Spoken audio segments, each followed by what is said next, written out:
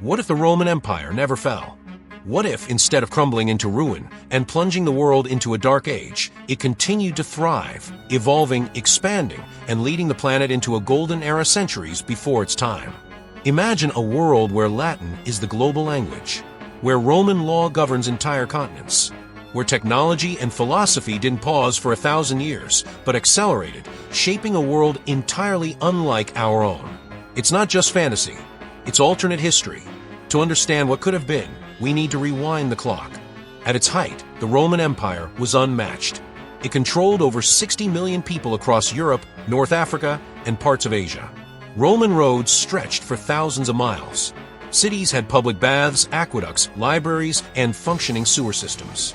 The average Roman citizen, especially in the heart of the empire, lived in conditions that wouldn't be matched again for over 1,000 years. But it wasn't all glory. The empire began to rot from within. Political instability meant that emperors rose and fell like dominoes, some reigning for only months. Corruption was rampant. The economy suffered from hyperinflation. Slavery slowed innovation. And as external pressures grew, barbarian invasions, plagues, shifting alliances, Rome could no longer hold itself together. In 476 AD, the Western Roman Empire officially fell. The city of Rome was sacked. Its institutions collapsed. Roads crumbled. Knowledge was lost. The East, what we call the Byzantine Empire, lasted longer, but it became a different creature altogether. But what if that collapse never happened? Let's imagine an alternate timeline. Around the 4th century, a visionary emperor rises, not just another general or corrupt politician, but a true reformer. He stabilizes the currency, restructures the tax system, and finally addresses the deep corruption in the Senate and military. He doesn't fight the invading Germanic tribes, he integrates them, offers them land, citizenship, a role in the empire, not outside of it. This emperor invests in education, in philosophy, in technology. The empire becomes more flexible, more inclusive. Latin continues to evolve and becomes a global lingua franca. Christianity and traditional Roman beliefs merge into a hybrid religion that allows for both spiritual growth and imperial unity. With internal stability, Rome begins to adapt rather than resist change. The knowledge that would have been lost in our history, engineering, medicine, science, is not only preserved, but built upon. The works of Greek and Roman philosophers are expanded by future minds. Roman thinkers connected to the East through trade learned from Indian mathematics and Chinese engineering centuries earlier than in our own timeline. The result? A Roman industrial revolution. Not in the 18th century, but in the 10th or even 9th century. With its vast network of roads, ports, and cities, the empire becomes a perfect incubator for invention. Steam power is discovered early. Factories begin to appear along the Tiber and Nile. Roman engineers build machines that do the work of dozens of men. By the time the actual Industrial Revolution hits in our world, the Roman world is already experimenting with flight, long-distance communication, and early computing. Thinkers like Leonardo da Vinci aren't lone geniuses in fragmented city-states. They're part of a vast imperial academy sponsored by the Roman state. But it doesn't stop there. With advancements in navigation and shipbuilding, Roman explorers reach the Americas by the year 1000. Not as desperate colonists, but as diplomats and traders. Native civilizations like the Maya, the Mississippians, and the Inca encounter a Rome that is curious, expansive, and far more advanced.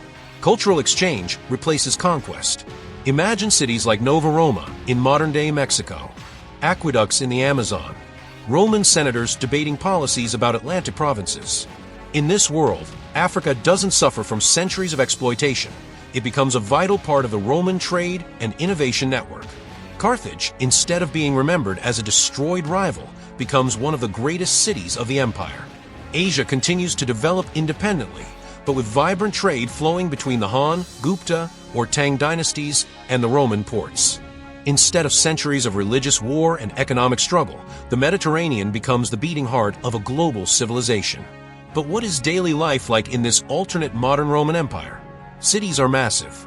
Colosseum-style arenas exist in every major province, not for bloody spectacles, but for sports, theater, and political debate. Latin, now evolved and refined, is spoken everywhere. Kids in Britannia, Africa, and Anatolia recite poetry from Virgil and study logic from Aristotle, translated and expanded upon by centuries of new thinkers. Education is free and mandatory.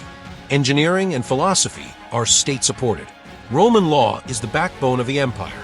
Instead of thousands of legal systems, there's one cohesive legal code.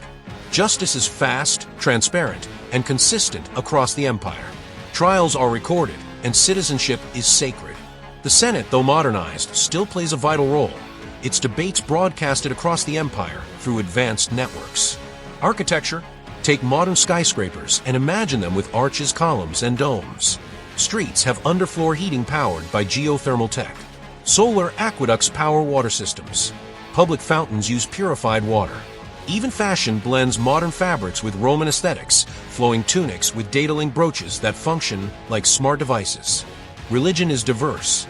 Christianity, Roman polytheism, and even Buddhism and Eastern philosophies coexist under a tolerant imperial philosophy called Concordia, the idea that unity doesn't require uniformity. Temples and churches stand side by side. Public festivals blend Saturnalia with Christmas and spring equinox celebrations. Entertainment is a mix of the old and new. Gladiators become athletes. Public forums feature live philosophical debates streamed across the empire like modern podcasts. Theater is immersive. VR-inspired simulations allow citizens to relive great Roman battles, not to glorify war, but to learn from it. But let's not romanticize everything. A world where Rome never fell could also have a darker side. Long-lasting empires can become rigid. Innovation may slow under a bureaucracy that resists change.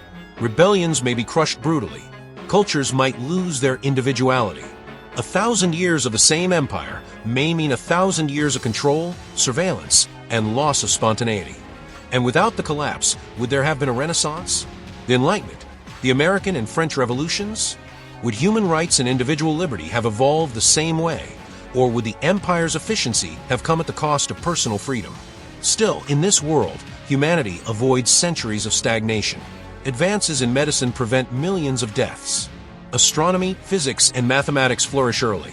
By the 1500s, this Rome has colonies on Mars. Satellites orbit the Earth. Citizens in Hispania and Gaul communicate instantly through global forums powered by aqueduct-based electric lines. The Pax Romana isn't just Mediterranean, it's planetary. So what do you think? Would you want to live in a world where Rome never fell?